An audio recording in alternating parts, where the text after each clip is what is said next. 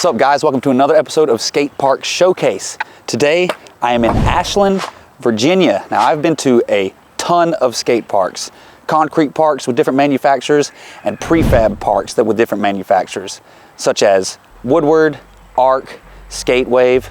Some of those manufacturers don't even exist anymore. Well, this one today is a very unique one.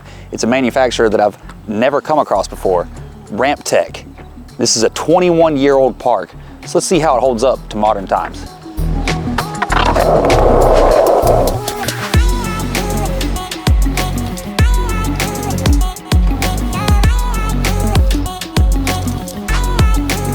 All right, Ashland, Virginia, just north of Richmond. This is my first trip to Virginia, the second skate park that I've hit on this trip, and the last skate park I'm gonna hit on this trip. So let's get right into it. Like I just said, Ashland is just north of Richmond, probably about 10 miles. It's a small little area. Richmond is obviously a very, very large area. And I specifically came to this one because I wanted to see what a Ramp Tech skate park is like. It's in a nice little area right in the middle of town next to a playground, and then there's a fenced-in area with the skate park. It's not huge. There are no bathrooms, there are no lights, but it is a nice chill little place to come hang out and skate. The layout is very simple. It doesn't really have multiple sections. It's pretty much one section that's in a line going back and forth. So instead of breaking up into sections, we're gonna break it up into individual elements. On one end, you've got a huge bank, massive. It's crazy. It's probably a little over 6 feet tall, and it's crazy wide. Probably one of the biggest banks I've ever seen, and it's a lot of fun to skate. It's got a pretty steep angle to it, so it does get you a lot of speed. And I personally like banks a lot because I like to do flip tricks on them. I love doing flip tricks on banks for some reason, so I had a blast doing that out here. It's also pretty cool how wide it is, so you can easily like traverse across of it. You got plenty of room. You don't feel like you're cramped up or anything like that. Pretty cool bank. Never skated anything like that before. On the opposite side, there is a very large quarter pipe. It's probably around 6 foot, maybe a little bit taller, not quite sure. But good transition. It's a little steep, but that's great because it gives you tons of speed for the skate park. And then right next to that is a bank to box. And honestly, I don't come across these enough. Bank to boxes are one of my favorite things to skate because I don't know why. It's just fun to pop stalls or flips into stalls and go back down into the bank. It just feels really cool. I really wish that I saw more bank to boxes. What's also an interesting feature about this quarter pipe bank to box combo is that the coping on the quarter pipe goes all the way across, so you can transition from the quarter pipe onto the box. Then that brings us to the center of the park. In the center, off to the side, there is a crazy long grind box. It's really cool.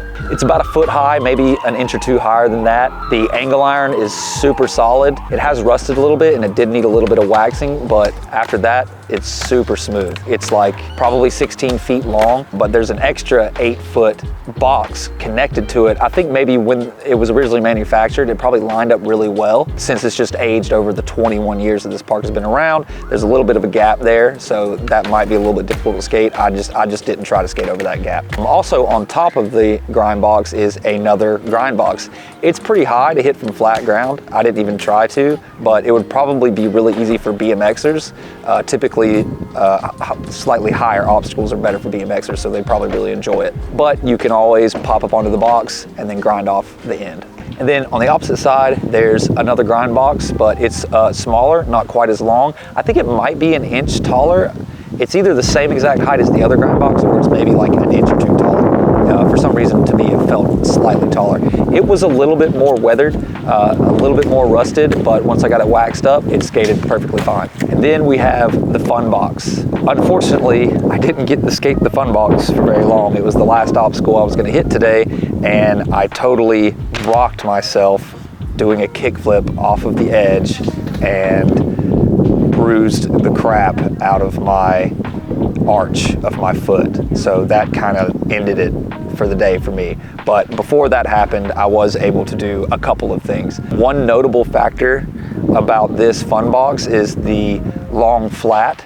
At first, when you see it, you might be like, ooh, this flat might be a little bit too long to make it over, but that's where that steep bank comes into play.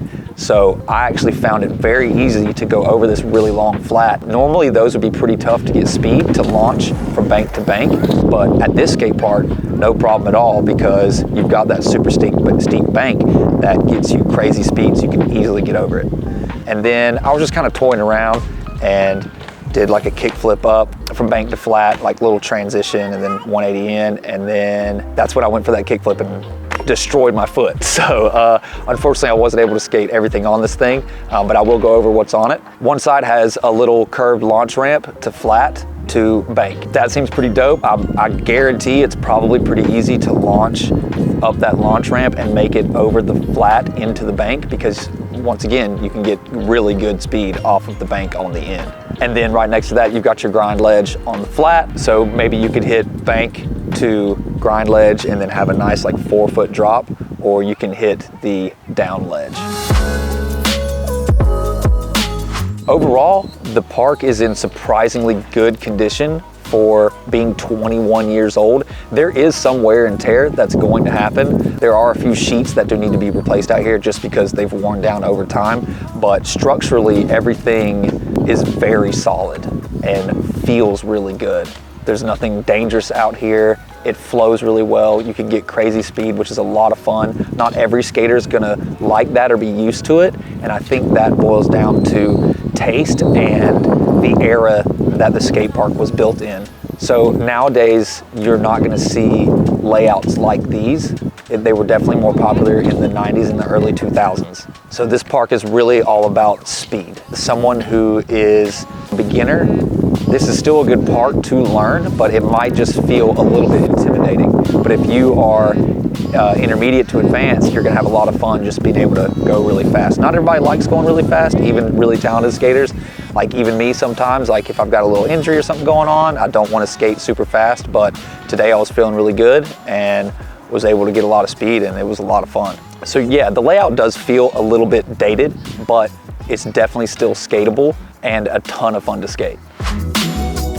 Thank you for checking out another episode of Skatepark Showcase. Real quickly, I want to give a huge shout out to my Patreon supporters.